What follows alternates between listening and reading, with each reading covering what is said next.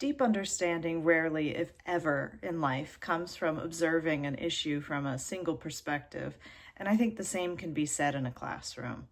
For instance, if I was teaching Shakespeare's The Merchant of Venice at a high school level, I'd begin first with a Ghetto de Venetia history lesson and talk about the treatment of Jews during the late 16th century when this was written, and talk about how there was curfew and there were steep penalties if you were outside of the ghetto after certain hours of the day. I'd talk about how they were second-class citizens in Venice and give some context to Shylock, the central antagonist's viewpoint, which was something that would have been understood at the time, but after 400 years, it's sort of slipped out of common knowledge, and so it's going to need to be presented to a modern student audience a little bit differently, and so they're going to need the history part of that. And within that history lesson, I'd show maps of Venice, including both Ghetto Nuovo and Ghetto Vecchio, and then draw on more familiar concepts such as sundown towns in the American South during the Civil Rights Movement, and liken them to those strict curfews. And then I would show the play itself so that students could experience the unfamiliar language with the context of actors presenting it and the visuals that come along with that, so that they can experience unfamiliar language for the first time with context rather than struggling through it on their own at home and then bringing it back to the classroom later, just so that everybody kind of feels like they're on a level playing field. And I think that's important to create ease so that the whole community within the classroom can come together and talk about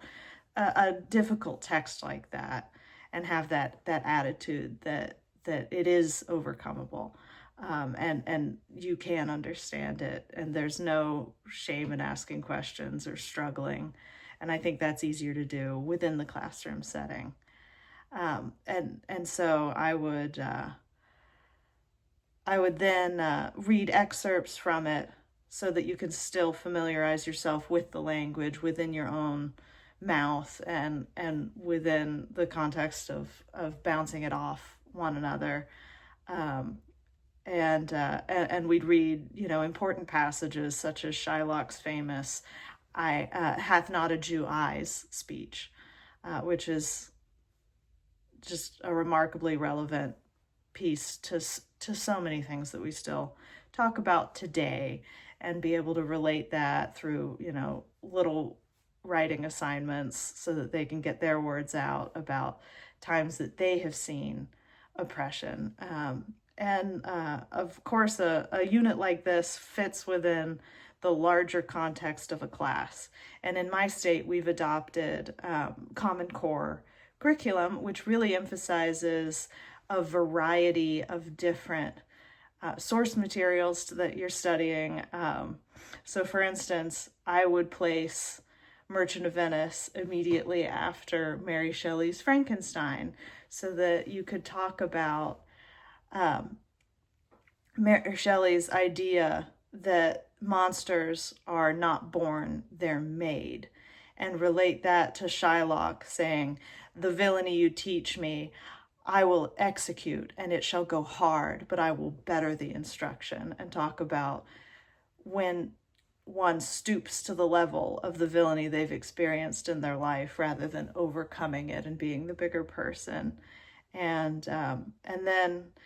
I might launch into something like Art Spiegelman's graphic novel Mouse, which gets students engaging in a text in a different way, in a really visual way, rather than just reading it like you would Frankenstein, or interacting with it in a live capacity like a play. It's a graphic novel is really visual and relate those themes of anti-Semitism and prejudice and survival to the experiences within Merchant of Venice, so that you maintain a classroom